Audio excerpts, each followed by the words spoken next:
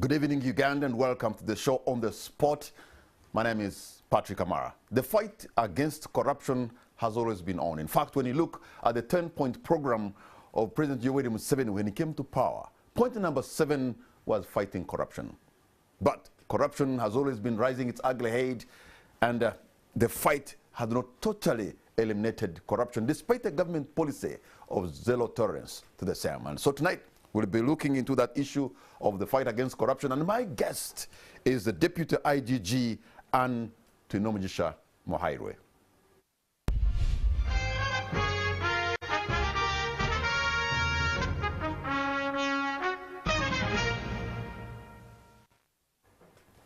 Madam Deputy IGG and Twinomugisha Muhairwe, thank you so much for having honored our invitation to come for this show.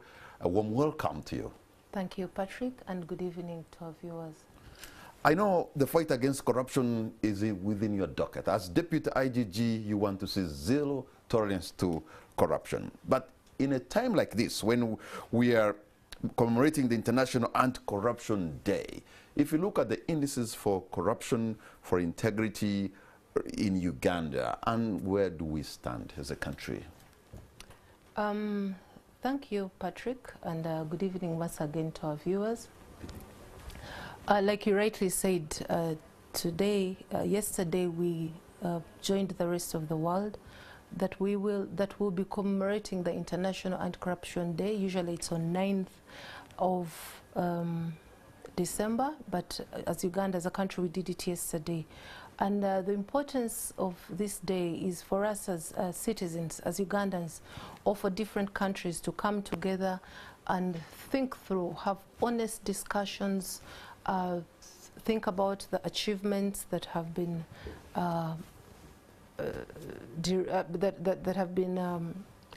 achieved, what has been achieved throughout the years. Call upon organizations, individuals, and recommit ourselves to the fight against corruption. Of course, like you say, Uganda is one of the countries that has been riddled with corruption all over the world. We face this very big challenge, and the hope is that we are on the right track. I will not hear and I will not sit here and tell you that all is well, or what Uganda is grappling with is something that we are proud of, either as an institution or as Ugandans, but there is hope that we are on the right track. Where do you place that hope, Anne? Considering that for you to have success in the fight against corruption, then really you have to have the people with you. Where are the ordinary people in this fight? Patrick, you recall that when we came in as the new leadership of the Inspectorate of Government, we changed our strategy. From one of enforcement to that of prevention, and we have over time, the Inspector General of Government has over time emphasized that this is a war of the people. We have enlisted the public, we have provided information, we have created awareness on the dangers of corruption, we have emphasized the importance of whistleblowers, we have emphasized the role of every citizen in this country in joining the fight against corruption. So where we are, what we have done is information that we get from the public. The public is much more equipped than, I would say, the way we found it. And we are confident that if things store the way they are today, then we are on the right track. I can tell you how many cases that we've handled just off the cuff where the public has come in. You recall what was happening at Entebbe International Airport, where there was a bit of solicitation from, that was the public. In many other institutions that I may not want to talk about, the public has come up, given us information, and we have success stories.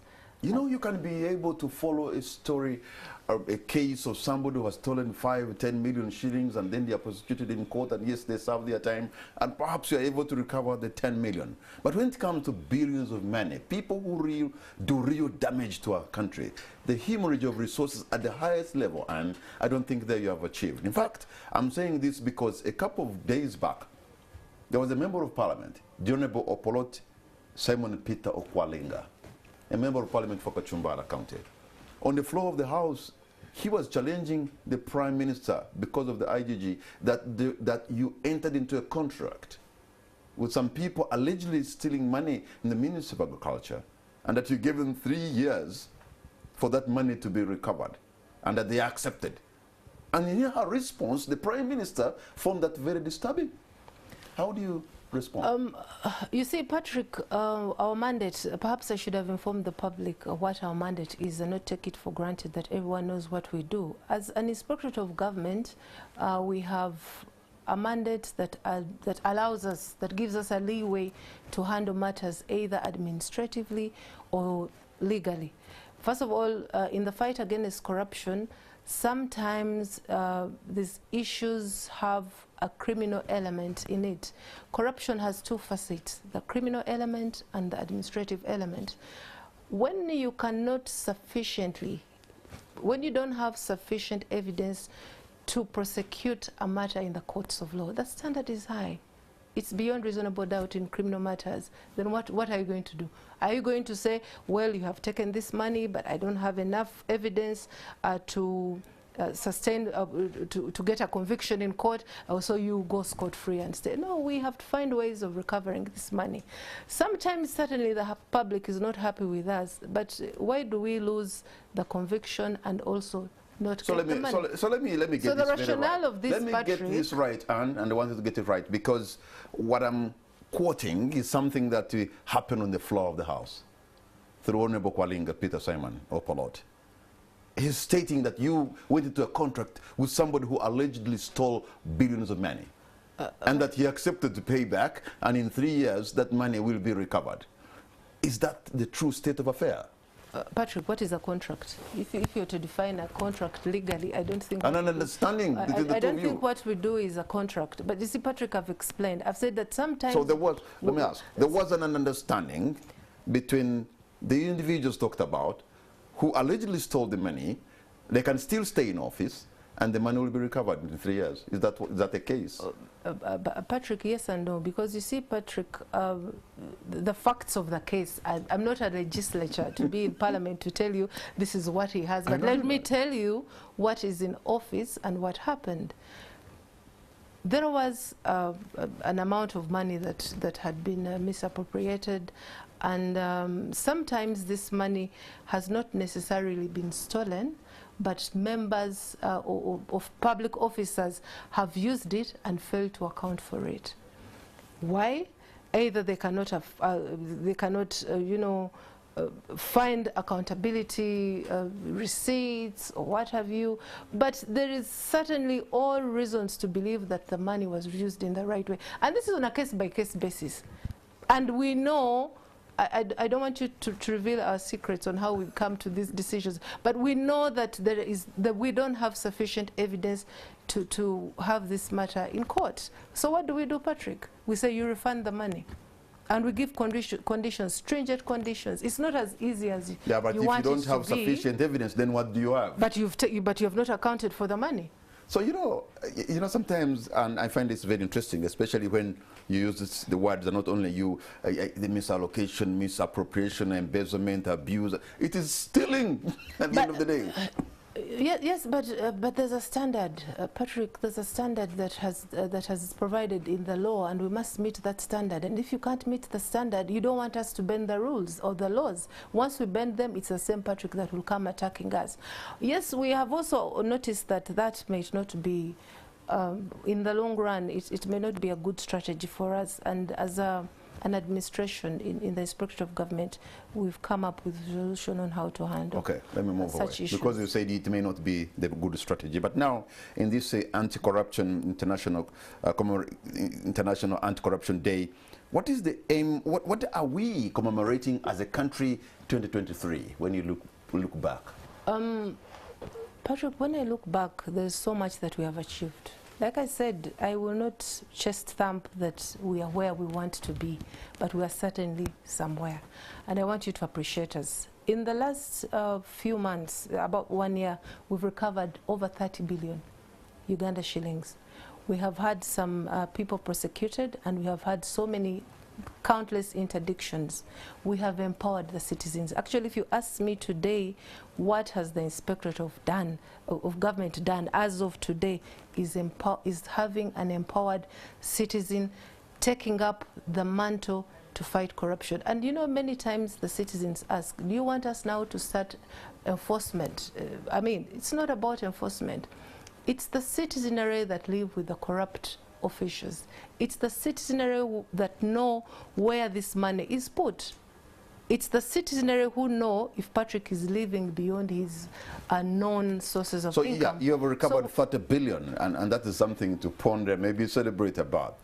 But the IGG, the person you deputize, a year or 2 years back, mentioned that we are losing 9 or 10 trillion annually. Close to 10. Close to 10 trillion. So when you get 30 billion, it's just a tiny, of the tiniest portion of the money, considering that what we lose. So, but you see, I don't know even if I was to award marks what I could give. So, but you see, Patrick, we are somewhere. Imagine if we were not doing anything, if we were not getting that 30 billion. But you see, Patrick, also, let's not just look at the recoveries, at the prosecutions. We need to also digest the bigger picture in society, the bigger problem that has brought us where we are. Have you tried to address your mind to the moral decadence in the society that we live in? Have you tried to appreciate the ideological emptiness in the society that we have today? In fact, you should have said the political, ideological that is for you, but emptiness. But for me, I think it's as a society. The people are not aware or do not try to adhere to any set principles. You just talked about the zero tolerance to corruption policy. What about the culture? It's just a policy. So what's the culture? So now, at one point, you celebrate having empowered the people and the people in this fight. But on one, just in another minute, you're talking about the moral decadence, the emptiness, ideological emptiness of the Ugandans.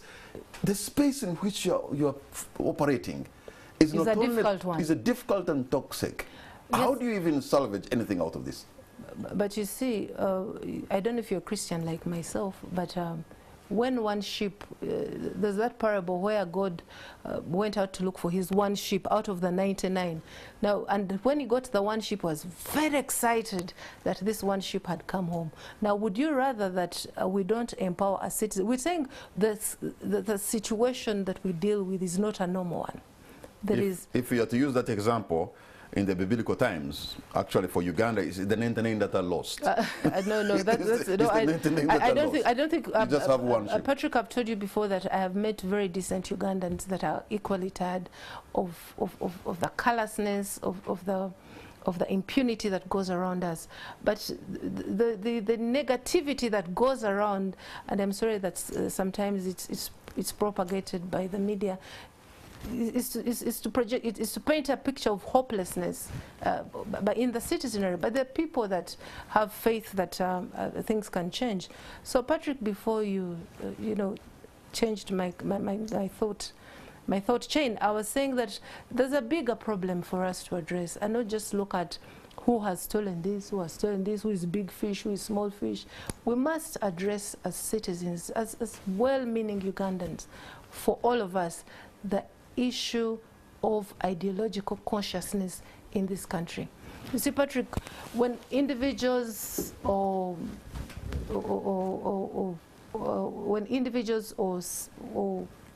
organizations or public institutions have a common shared commitment to integrity, this reduces tremendously the opportunities for corruption.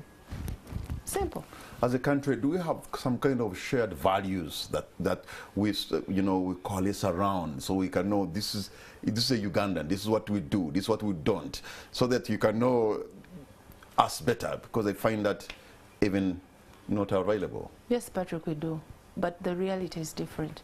The Ministry of Ethics and Integrity, through their training and building capabilities in the country, has done their best. They're doing their best where we fall, but the practice, the reality is different.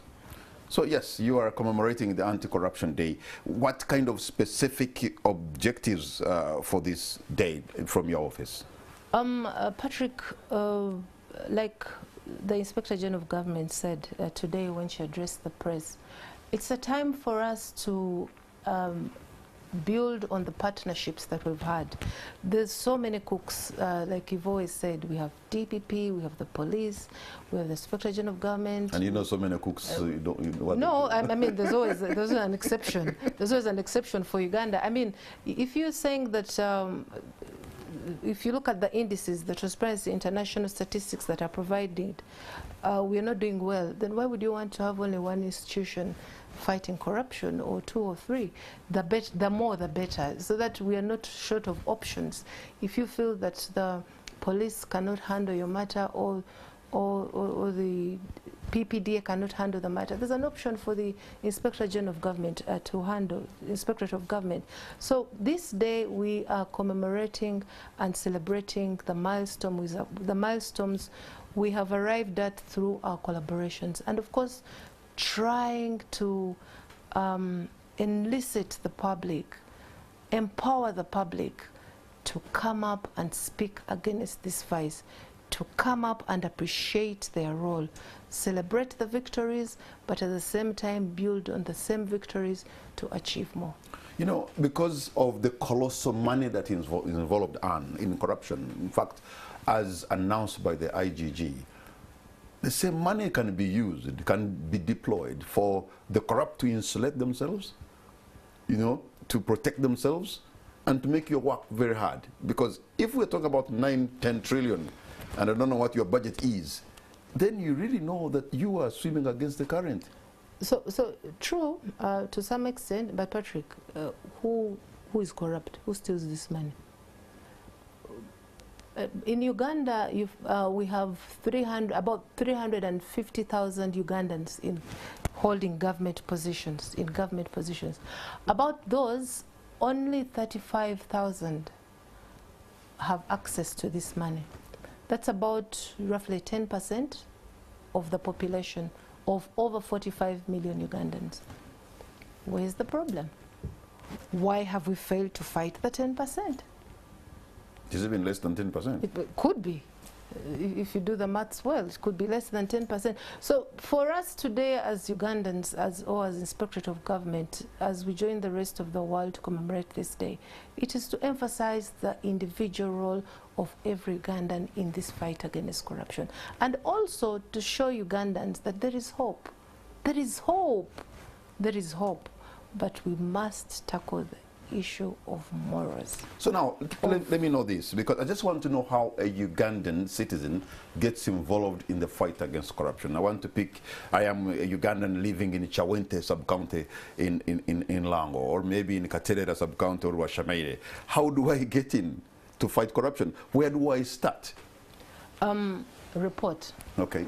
But the citizenry also is complacent. Some people tend to think that it's the way of life in Uganda, that things are okay. If I need to pay something, either to the police or to any government institution to get what I want. Report corruption. Ugandans, you must report corruption. Speak out. Speak against it. Okay? I mean, don't glorify the corrupt. So how do they get? I mean, you are sending money to construct a road at a sub-county somewhere in Aduku, or somewhere in Amuru, or in Bushenyi. How does a citizen at that sub-county even get to know how much money has come for what purpose? And so that they can know that that money has been abused. How do they get the information to help you fight? Thank you, Patrick. That's very important for Ugandans to be aware that this information is available. If it is in a local government, every cow knows. It is in the Public Finance Management Act that every accounting officer must provide this information. In fact, in local governments, you put it on the notice board. Every time money, and also citizens should be interested. You know, it starts also with interest. Be interested in what is happening in your communities. Sometimes you find, what I've realized by overseeing local governments, is that the cow will tell you that we put it on the notice board because it's supposed to, any procurement must be, you know, displayed, and people must know. If they're constructing a road, they must be given this information. But what they do, if it's a notice board, they'll put it maybe in the corner. and then you'll ask, and you'll find that it's been there for months or what. So it's important that also Ugandans get interested in the affairs of their country. Okay? That's what we are trying to inculcate in Ugandans. Be interested. It's your right to have this information. As the Inspectorate of Government, we have 16 regional offices spread throughout the country. These cows in all these regional offices are, as a matter of fact, provide us with this information.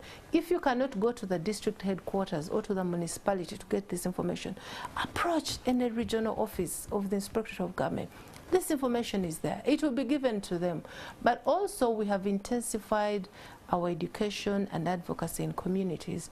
So we go out in communities, give them this information, and you find that many of these shoddy roads in the country or work that has not been done is by the community. They call us and say, you told us money was coming to this place.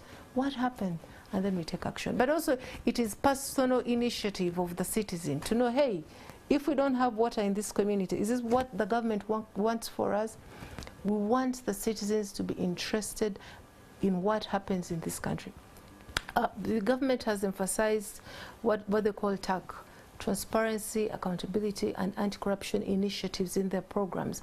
So it's a must, it's compulsory that the CAO, the Chief Administrative Office of every district, provides this information to the citizenry in their communities. Tell them about the government programs coming up.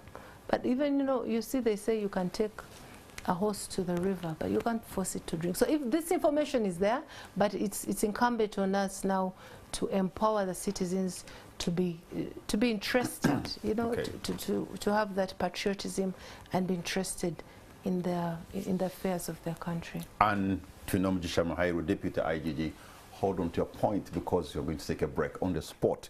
We'll be right back.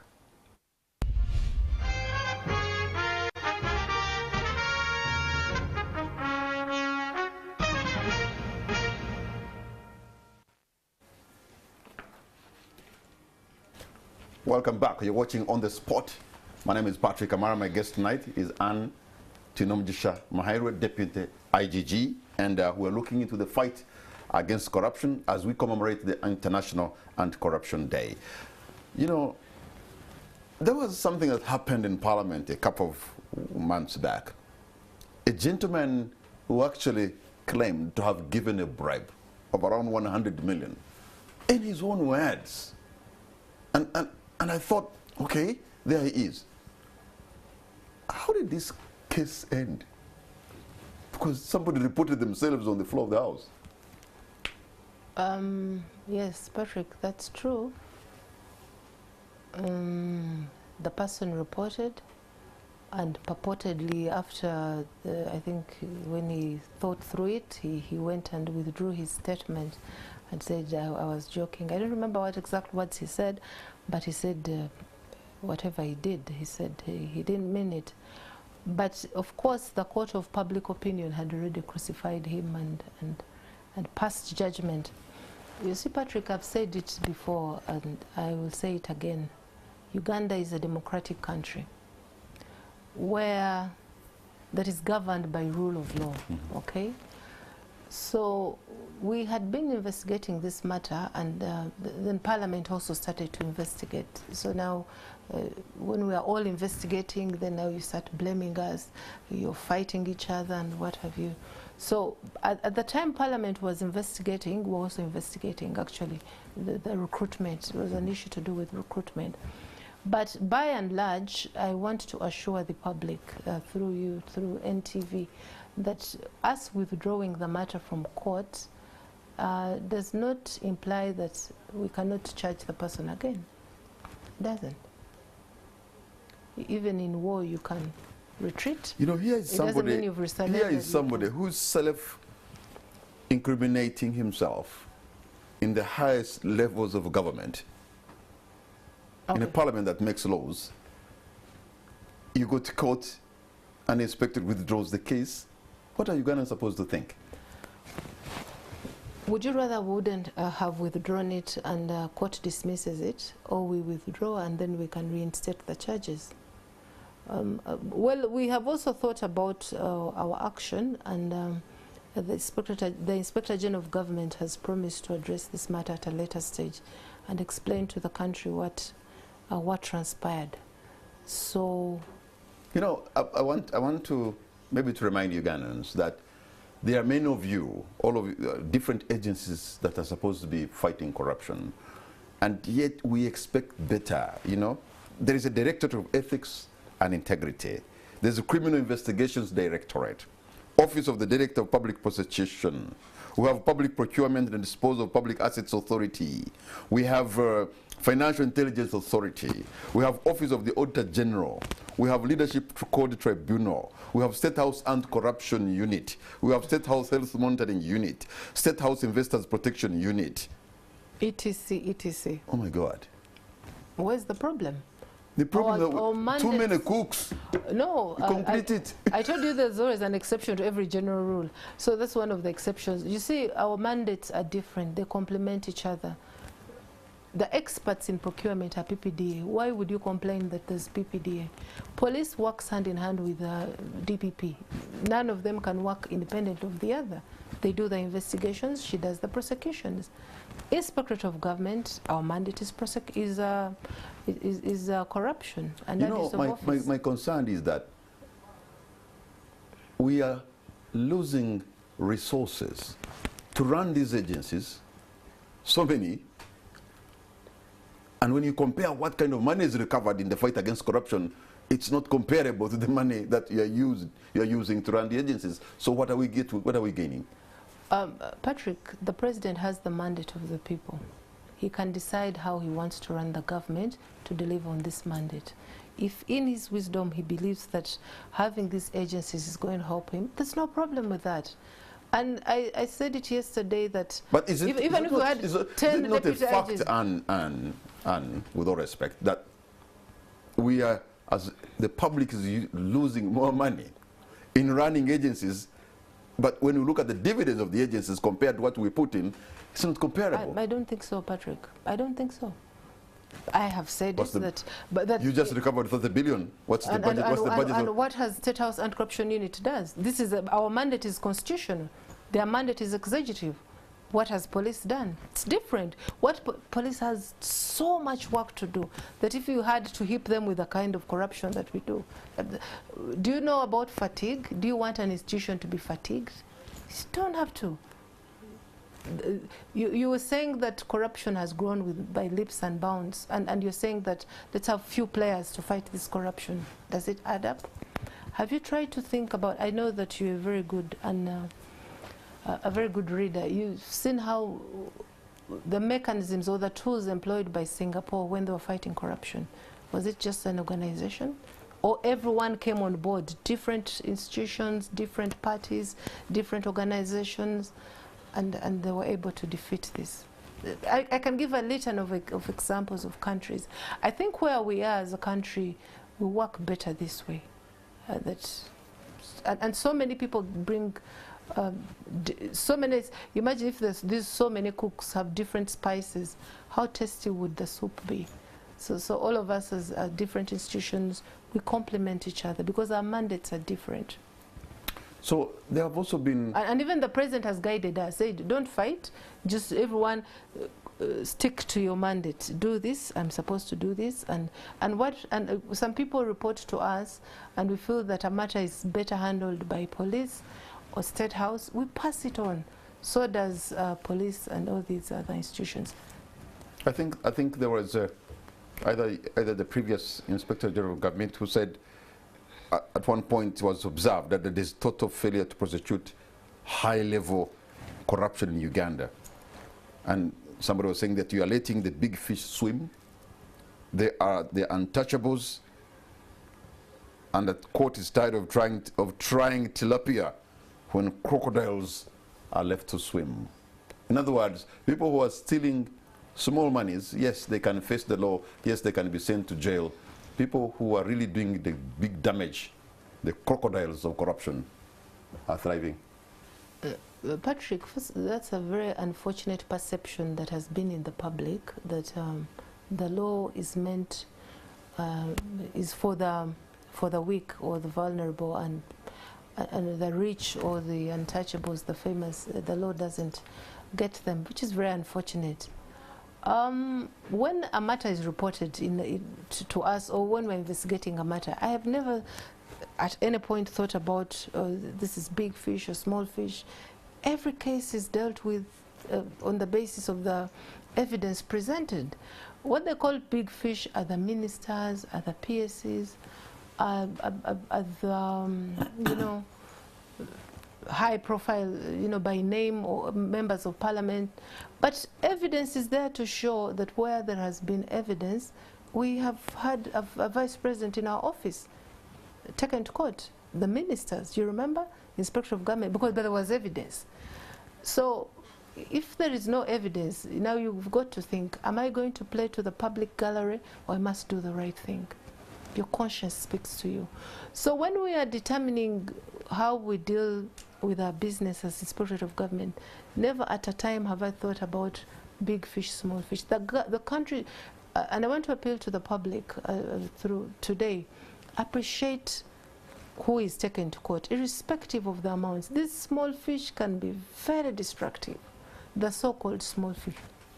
But I also want to assure the public, once we have sufficient evidence of a big fish, you can hold me accountable to this, they will go to court. Today you will hear in government agencies, crucial agencies like, for example, medical areas like the Cancer Institute or Heart Institute or Lung Institute or whatever, that doctors are not being paid, when money has actually been maybe given. You know, I don't know whether there is such cases or complaints reach your desk. And I'm talking about crucial, very serious, you know, work that's about life and death. And here's the offender. Ideological consciousness, it is true. And now that you mention it, I will explain. There's a complaint that reached us some time back, not so long ago, about the chaos that was happening. I don't know how you got to know about it at the Uganda Cancer Institute. Impunity, just the face of impunity. You don't want to pay doctors, and you are an HR because either I don't like the way you look, or, I mean, pettiness, I don't know what, callousness of the highest order. Do I have to tell you that an oncologist is a very important person to this country, and that you must and that everyone must be paid when they offer their service? Some of the matters that come to us, they are unbelievable. You wonder, is this how, I mean, the things you can't legislate. How do you legislate morals? Basic values that any of us ought to know, is something that we're teaching adults in this country. True, people were not being paid, there was infighting, the work had stalled, but we were able to restore a normalcy in that institution. And if you go there today, you'll be amazed at what is happening. People have gotten back to work. Everyone their roles were clearly defined, and we just reinforced that. We said, you, mind your business, do what you're supposed to do. And also, maybe I should have emphasized that as the Inspectorate of Government, we have emphasized the role of the Ombudsman. Unlike other jurisdictions where you find that the Ombudsman role is done by a different institution, the framers of our Constitution found it wise to put all the three mandates. That's the leadership code, where leaders must follow the leadership code of conduct, the ombudsman role, and anti-corruption. So we've emphasized the ombudsman role, and the ombudsman role, really, to explain to our viewers, is being mediators. The Inspectorate of Government is the mediator between the citizenry and the public officers. So we've emphasized the alternative dispute resolution mechanisms, and come up with protocols to guide citizens to be able to solve issues. Two constants in life: conflict and change. So when these conflicts arise in the institutions, like they'll always do, as Inspectorate of Government, we've come up with better ways. And a few months ago, you must have seen that we celebrated the International Ombudsman Day, and are building on these institutions, having internal grievance handling mechanisms in institutions where issues of non-payment, of recruitments going wrong and are handled before they come to us. So one of the things that you ask, what are we doing as Inspectorate of Government, is to emphasize the role of the Ombudsman, and also to appreciate, for the citizens to appreciate that the Inspectorate of Government is there to be their voice and to protect them against corrupt or inefficient citizens. Do you find yourselves working in an environment, public officers, working in an environment where there's serious political will from all those who have the mandate to lead? I'm asking this because just a couple of months back, we saw some form of a political earthquake of sorts, because when allegations came against ministers for having, stolen from the poor, and they're stealing the iron sheets, the Mabati saga. I mean, I thought that was the lowest we sank, because these are fountains of honor, vanguards of honor, to be able to defraud the poor. Well, allegations of defrauding the poor. How low can this country sink? So, Patrick, I told you about the moral decadency in society and the ideological consciousness that we need to build on in this country. But the matter is before court, right? For those ministers who were taken to court. But also, Patrick, now who tells the ministers, the so-called ministers, to steal if they stole? Is it a government policy? I sometimes get perturbed when people say there is no political will to fight corruption. Patrick, do we have laws? Do we have institutions? Do we have regulatory bodies? What is political will? Do you want, if political will means having President Museveni fighting, do you want him to be the IGG now, or to be the DPP? We expect the people closer to him to behave in a manner that is decent, not to find themselves entangled in all these allegations that are so outrageous. But Patrick, that you see, also we also must be careful as Ugandans, not to just crucify people. If you want us to play to the public gallery, then we'll have everyone just in court, and then what kind of society shall we have? And the kind of society we have sometimes is very gullible, whereby you want to do what people want to please people. No wonder that even when politicians are asking for votes, have you ever seen a politician saying, I will sack every accounting officer when I get to power. I will make sure all public servants lose their jobs. They say things that are going to excite the public. So Patrick, I want to emphasize and even really tell Ugandans that I am in that office and I have seen political will. I have seen the president writing and asking us to investigate certain matters. But if maybe we should also act in the public, and you say, now this is a letter, but there's so much that comes to us that we don't put in the face of the public.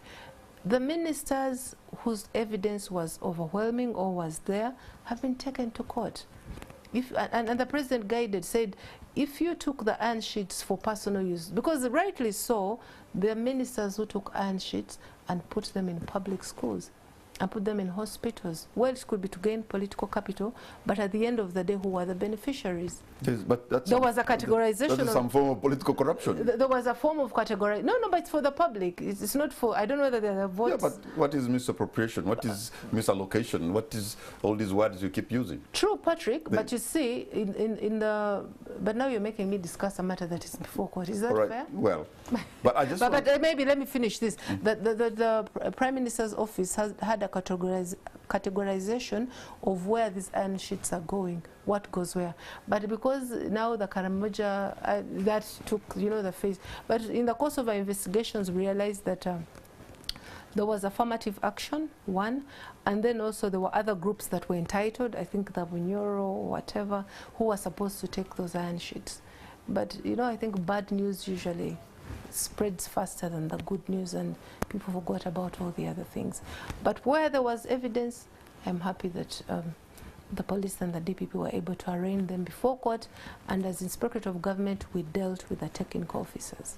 So now, the issue, you actually began by talking about moral decadence and how corruption has permeated into our social fabric, because which I find a very big challenge to tackle, because if it has gone into people's, you know, way of life, and maybe it's being tolerated in some cases, because even places of worship have not been helped. Sometimes those with huge allegations of corruption, they are glorified. Are glorified and given a moment at the pulpit. True. Where do you even start to fight? Because the people to whom we look at as, you know, to mirror ourselves, themselves have dirty linen being washed in public. You see, Patrick, I mean, all of us can't be bad. There is somebody out there, and they're there. They're there. I have seen people that believe, that are morally upright. I've seen people that believe that the moral fabric of this country can be towed to the correct line. I have seen people who believe and whose actions, and report corruption. They're there, they're silent, they don't want to come out, and we are calling upon those people. Our hope is in those Ugandans, and there are quite many also, those Ugandans that still believe that this country has much to offer, or who still believe in the future of this country, to come up and help us and spread the gospel. And you know, 75% of Ugandans are in the youthful age. You know that. So that's the cream that we're supposed to tap into. It's all not lost. So as we celebrate every this day, year, the Auditor General goes through the books of accounts for MDS, and then a report is sent to Parliament. And you know, accountability committees of Parliament, Public Accounts Committee, COSAS and all go through. And sometimes they even come out with recommendations. Do you really think what is coming through the Auditor General and through Parliament, at the end of the day with the recommendations, is it helping? Yes, it is. Because, in what sense? Because it's those recommendations that we rely on sometimes. So we don't, how do we get complaints? Not just from whistleblowing or what we investigate. Auditor General, every time the Auditor General sends a report to Parliament, those recommendations are sent to us, and we recover. That's the money we recover. Those are the interdictions you see. Those are the people we take to court. So it helps. And now you are telling me that we have to reduce the number of these stakeholders in the accountability sector. Everyone has their own mandate. So those reports are helpful, but still goes back to what I tell you, because you find that sometimes it is the same person. Today they have paid, the next day they have paid, and the good news is that the President has guided that if a person is habitual, I think we could call them habitually corrupt. It doesn't matter how many times you have refunded the money, because it's easier for you to refund, to explain, then you will leave service. All right. And Twinomugisha Muhairwe, hold on to your point, because you're going to take a break. When we come back, I'll open the lines, maybe one or two people. If you have a question or a comment to make, you're going to see the number on the screen.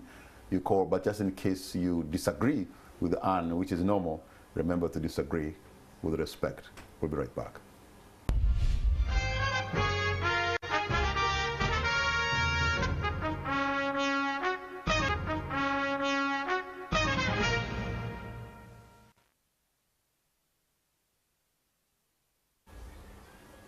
Welcome back. You're watching On The Spot. My name is Patrick Amara, and my guest tonight is Anne Twinomugisha Muhairwe, Deputy IGG, and we're discussing the fight against corruption. How far? By the way, I understand, I needed to congratulate you, because I understand this week you are voted as the first Vice President of the African Ombudsman and Mediators Association. This is a very big position. Congratulations, Anne. Thank you, Patrick. And you can see the continent is appreciating our effort. It's the country that is voted.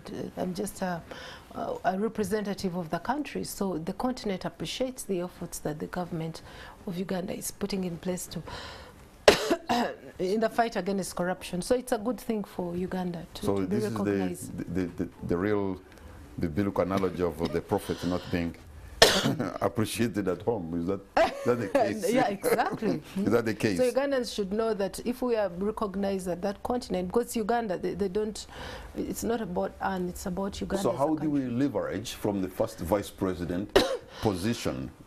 Sorry about that. How do we leverage on this? How do we leverage on your position? You've been voted first vice president. First of all, is to appreciate all the countries that came for this race, but also to appreciate the African countries that have confidence in Uganda, in the different, how far we have come as a country, okay, in the fight against corruption. Okay. How do we leverage on this? Can I ask my producer to just take a break very briefly?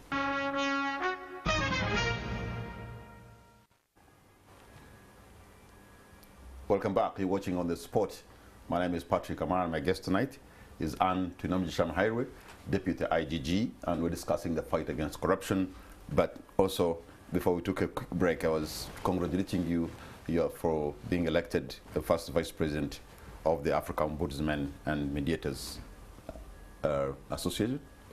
Yeah, and so my question was, how do you leverage? How does Uganda leverage on your position?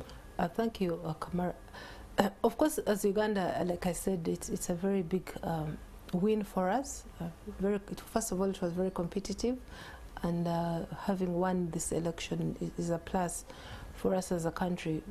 It's to really build on the confidence that the African countries have in us, and for people to appreciate that there's so much hope out there from the continent, in the belief that Uganda is one of the countries that has the best laws, institutions, and regulatory bodies that can win this war against corruption, but also improve our performance according to Transparency International statistics. Okay. We are around 144, but with this I believe that, and I'm more confident than ever, that we'll be able to build on the wins I want to ask this as we conclude. Over the years. I don't know whether I'm digressing, but you can guide. When we will all live in Kampala. When you look at the mess in Kampala of our roads, and sometimes we know that money has been given for road construction, for rehabilitation. I'm going to give an example: the impossible roads of areas of Namongo, 8th Street, 7th Street, and 6th Street, and the gullies and the ditches we go through. You, as the Inspector of Government, I wonder whether sometimes you have to look into this, whether this concerns you, because it's pathetic. And yes, Patrick, pathetic for all of us. All of us are not happy with how the city is. But I also want to tell you that because we don't work from the press, so you never get to know what is happening behind the scenes. But we set up a special unit in the Inspectorate of Government. The Inspector General of Government set up a special unit to handle KCCA matters. It is that special for us. And I don't know why you want me to divulge what is happening, but we ordered for a forensic audit for the monies that have been dispensed, and we're waiting for a report from the Auditor General. Over the years, why are we here? So we need to know what's behind. For example, I had officials from KCCA, those particular roads, 8th Industrial Area, they were supposed, what they say, that they were supposed to have started them in December last year. It's December 2023, there's not even a heap of sand. Yes. And the gullies are big enough to turn them into probably fish ponds. Yeah, but you see, Patrick, when the public says that, or when you as a journalist tells me that, it adds on what we are doing. I've told you we've just ordered, not just now, a few months ago, there's an audit going on to know where exactly the problem is. Because when you ask them, they say we don't have money. Money has never. When you come to others, they say money was actually given, and this one. So we need to know what is the truth. We're not going to crucify people without first establishing the facts, or to know whether this money is actually there. We have a big conference. And first of all, the Central Business Area, KCCA, has a lot of politics. It's so many forces at work, so you fail to know who is saying the truth. Okay, so the only way you can know, you just follow the money. you follow the money, and that's what we're doing. So let's see where the money went. Let's see whether the money was actually there in the first place. We have a very big conference coming to Kampala in January, 1 month from now or even less, the non-allied movement. And the non-allied movement is perhaps the second biggest grouping of states apart from the United Nations coming to Kampala, including the G77 plus China. But when you look at the mess that we are in, sometimes you wonder how Uganda even competes amongst other cities to have all these big conferences come to Kampala. Patrick, I listened to what the Foreign Affairs Minister told you. Oh, okay. So and I want to borrow what he said. Home is home. So you're listening? So home. Okay. I listened. No, but that notwithstanding, Patrick, on a more on a very serious note, is that I am hopeful as a Ugandan, as a citizen, that by the time we get there, something would have been done. But even if nothing happens, this is Uganda. This is who we are. Let people come and see, and maybe the duty bearers will wake up and say, okay, we ought to do this. But I'm very hopeful that by the time the conference happens, we'll be in a better state than You're a very optimistic person. I think you're eternally optimistic. Where do you draw your optimism from? My faith. God. I mean, you have to have hope, faith. If you don't have hope, everything goes. Patrick, if you don't have hope that tomorrow you'll come back to your job, will you come back? And even history. I'm not a very young person, so I have lived through the times to see that things, there's better, there's always better. There's always hope.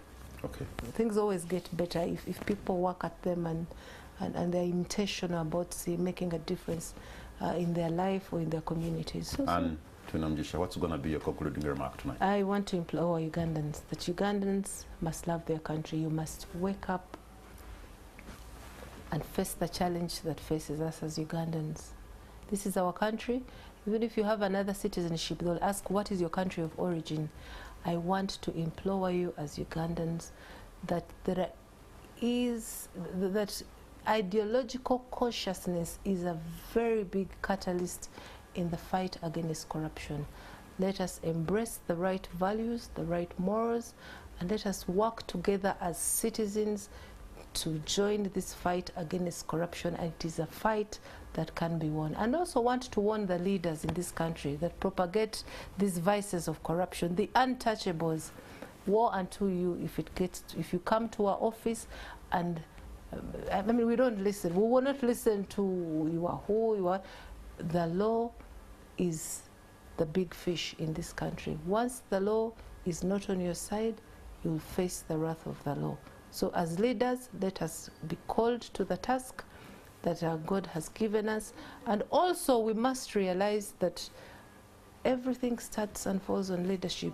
If you're a leader, do what you're supposed to do. Do the right thing. God bless you.